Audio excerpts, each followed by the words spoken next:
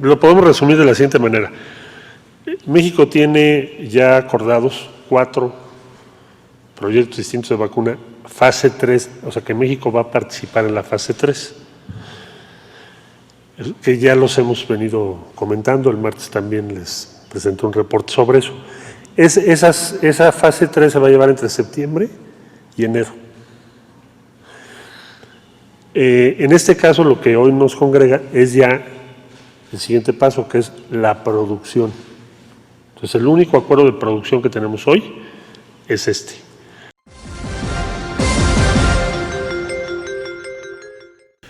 Amigos y amigas, vamos a ir a la información muy rápidamente.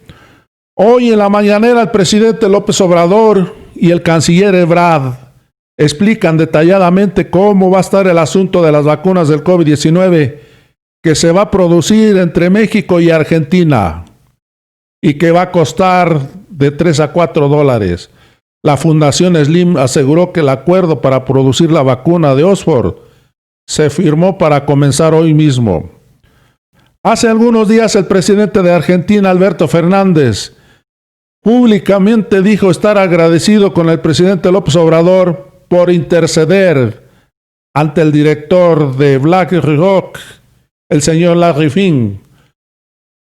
Así es, amigos y amigas, porque el presidente López Obrador intercedió para que le condonaran el 55% de una deuda impagable que tenía el pueblo de Argentina. Hoy, el presidente Alberto Fernández lo ha dicho públicamente, estar muy agradecido eternamente con el presidente López Obrador. Hoy esos lazos de amistad con el presidente Alberto Fernández ya tienen frutos. Estos 2 países hermanos van a producir la vacuna sin fines de lucro para México, Argentina y toda Latinoamérica. Hoy el presidente López Obrador es respetado a nivel mundial por ofrecer amistad a todos los pueblos hermanos. Así es, amigos y amigas, vamos a ir muy rápidamente a la información. Buenos días, señor presidente. Berenice Telles, del Diario Nacional 1+1. Bueno, pues mi pregunta es, ¿cuál es la intervención o la participación que tiene la Fundación Slim en el tema de la vacuna, ya que se ha mencionado que es sin fines de lucro?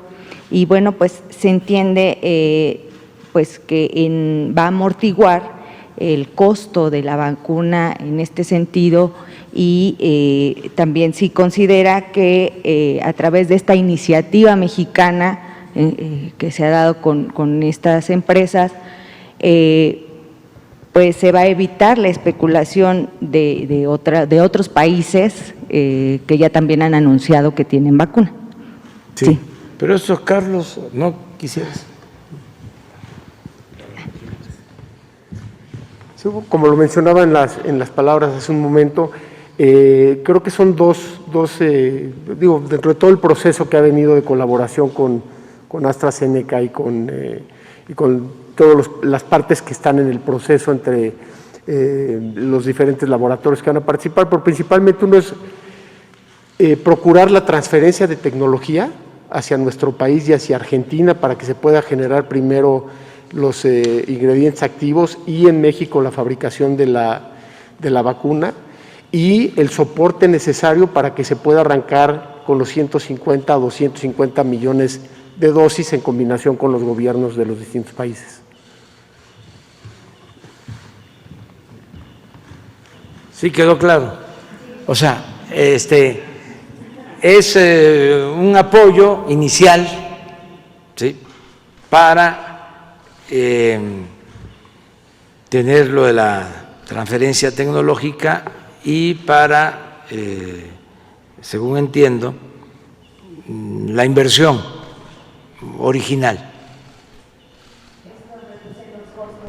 Mucho, y ya luego los gobiernos ya adquieren Argentina y México y está disponible para todos los países de América Latina, como aquí se ha expresado. Muy buenos días, señor presidente. Miguel Arzate, del Sistema Público de Radiodifusión, el SPR, Canal 14. Aprovechando la presencia del canciller, ya nos ha expresado que México está participando en otros protocolos con otros países para obtener una vacuna. Que si nos pudiera platicar cómo van estos otros 3 protocolos en los que México está participando. Otra pregunta sería, siendo positivo, pensando en que la vacuna de la que se está hablando el día de hoy llegara a las fases clínicas a finales de este año y el primer trimestre del próximo año se tenga ya tal vez el primer lote con esta vacuna, ¿cómo sería la distribución en México? ¿Quiénes tendrían prioridad? ¿Hospitales públicos? ¿Qué regiones? ¿Qué farmacias tendrían acceso a esta vacuna? Esas preguntas en primer momento, señor presidente, por favor. Bueno, lo podemos resumir de la siguiente manera. México tiene ya acordados 4 proyectos distintos de vacuna, fase 3, o sea que México va a participar en la fase 3, que ya los hemos venido comentando. El martes también les presenté un reporte sobre eso. Esa fase 3 se va a llevar entre septiembre y enero. En este caso, lo que hoy nos congrega es ya el siguiente paso, que es la producción. Entonces, el único acuerdo de producción que tenemos hoy es este. Los otros son fase 3, protocolo fase 3, que es lo que te permite después presentarlo a la autoridad regulatoria y en su caso que se apruebe. Ese sería el estado de la cuestión. ¿La distribución cómo sería? Gracias. Gracias. Efectivamente, como señala el canciller, lo hemos comentado, lo hemos explicado, lo explicó el doctor Alcocer en una conferencia aquí en la tarde. La investigación clínica tiene 3 fases reconocibles. Las fases 1 y 2 tienen un mayor énfasis en la parte de seguridad, en especial la fase 1, y se hace con muy pocas personas voluntarias, y generalmente son personas sanas.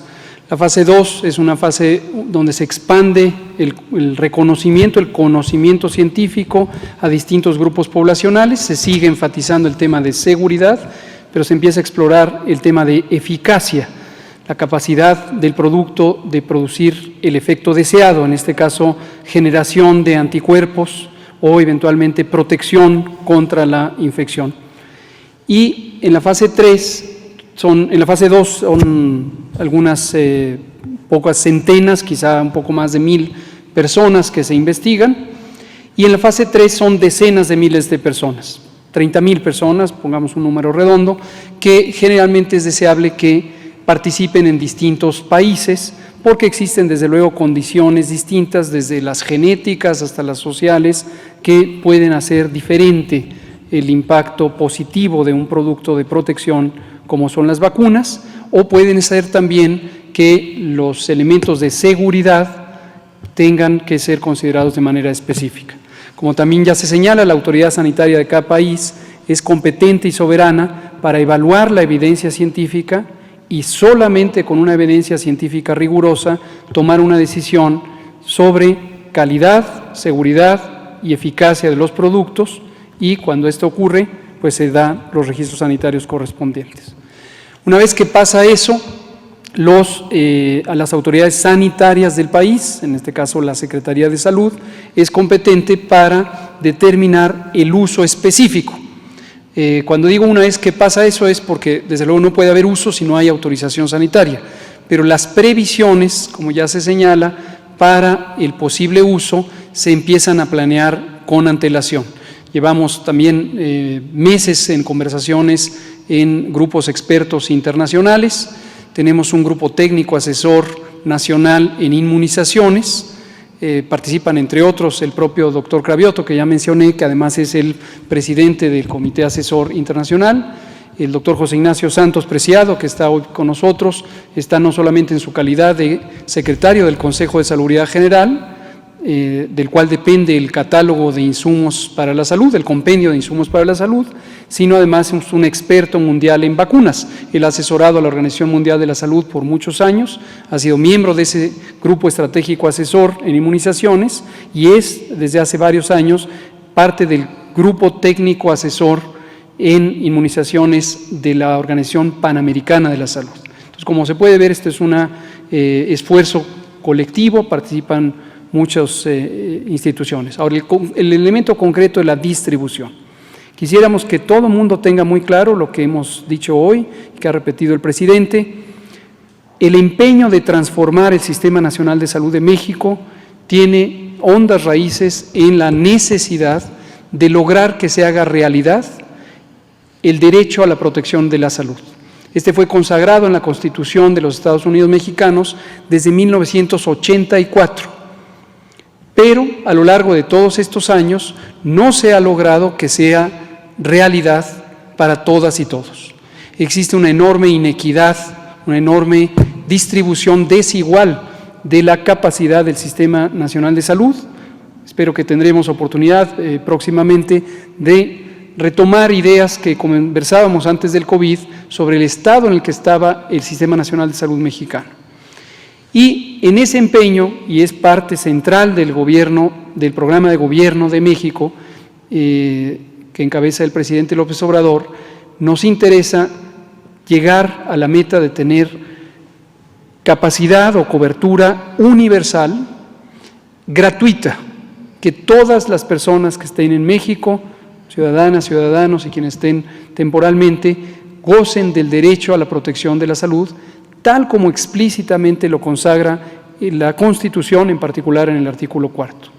Y, como también hemos comentado en otras ocasiones, la distribución de insumos, medicamentos, vacunas, equipo y otros insumos para la salud, a lo largo de varios años recientes, habían estado en una situación poco favorable para alcanzar este objetivo. Y poco favorable es que había múltiples estorbos por distintos intereses de pequeños grupos o comerciales que conservaban un control importantísimo del mercado. En días recientes el presidente anunció una instrucción que ha dado de que México desarrolle una empresa nacional de distribución pública.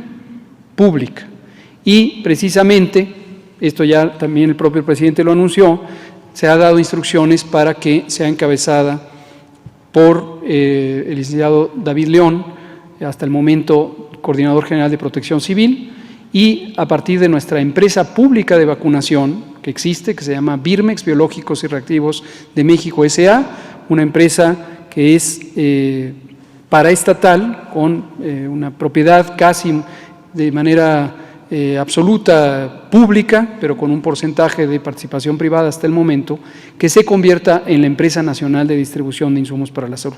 Y esto es lo que nos permitirá, desde luego, avanzar en esa agenda y, como le comentaba a la compañera Lisbeth Hernández, los específicos técnicos de dónde se distribuye, a quién se pone, ni en México ni en el mundo se pueden determinar en este momento, y los iremos dando a conocer conforme la evidencia científica permita definirlos.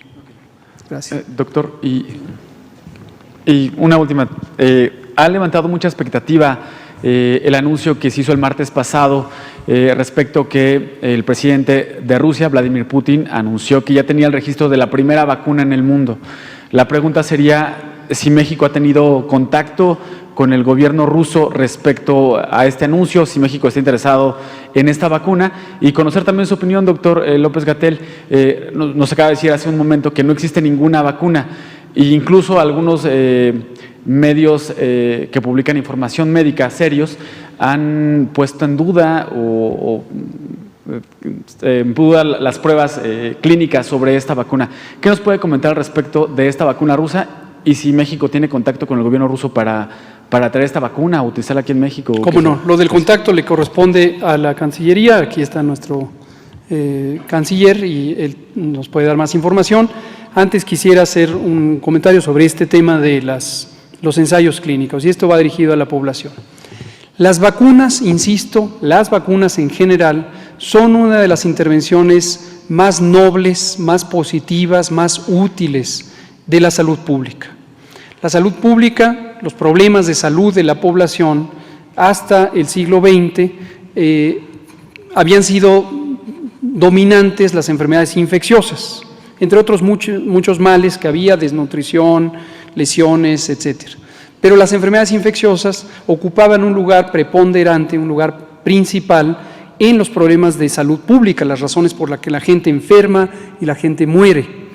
En el siglo XX esto ha cambiado, en particular durante la segunda mitad del siglo XX, lo que llevamos del siglo XXI, y ha habido un fenómeno de transición epidemiológica, como lo conocemos técnicamente, que es la sustitución del predominio de las enfermedades infecciosas por las enfermedades crónicas, las enfermedades no transmisibles, diabetes, obesidad, sobrepeso, hipertensión, cánceres, etc. Y esto tiene que ver, lo hemos comentado ya mucho, con estilos de vida y en particular nutrición no saludable.